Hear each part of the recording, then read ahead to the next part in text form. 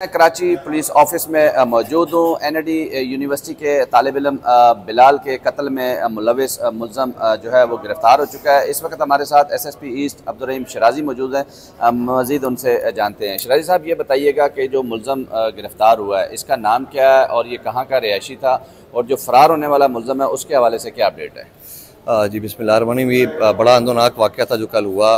बिलाल की जो नागहानी मौत है, इसने पूरे कराची को सोगवार कर दिया और हमें भी लगा जैसे हमारे अपने घर का एक फ़र्द है। तो इसमें फ़ौरन जो है वो inspector general police, additional inspector general police, सब ने इसका नोटिस लिया और हमने ख़ुद ही इसके ऊपर प्रोएक्टिवली काम करना शुरू कर दिया। उनकी गाइडेंस थी, डायरेक्शन थी।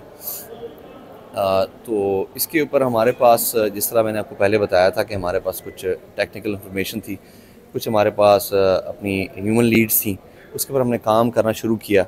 कुछ कैमरास को हमने, इस तरह आपको बताया, ट्रेल किया कि उनका आने जाने का रास्ता। तो हमें कुछ जो सोराब गोट में जमाली गोट है उसके कुछ लोगों के ऊपर हमारी इंफॉर्मेशन हुई।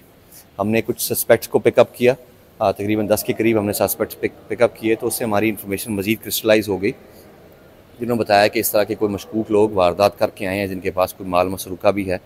उनके नाम जब हमने क्लियर किए तो फिर उसके बाद हमने अपनी रेड प्लान की और जमाली गोट से रात को हमने कामयाब कार्रवाई करते हुए निज़ामुद्दीन जो है वो याहिया का बेटा है, और ये हमने रात को हमने आज सुबह अर्ली आवर्स में हमने इसको गिरफ़्तार कर लिया था। करीब 16 साल उम्र है इसकी, और ये पहले भी साइड सुपर हाईवे में, अगर आपको याद हो तो एक बड़ी वीडियो वायरल हुई थी जिसमें ये हाईवे के ऊपर एक गाड़ी को लूट रहा था।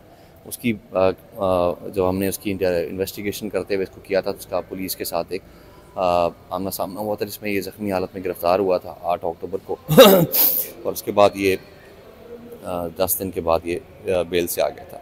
और इसका जो दूसरा जो है साथी लाली के नाम से है, उसको भी हम ट्रेल कर रहे हैं, और उनके भी जो करीबी रिश्तेदार हैं वो इस टाइम हमारे साथ शामिल तफ्तीश हैं।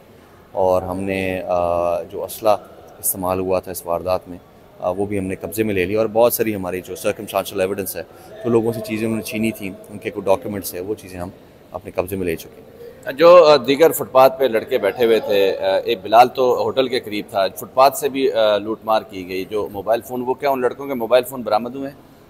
जी, ये पता चला था कि उस पूरी वारदात में शायद दो मोबाइल जो हैं उन्होंने स्नैच किए।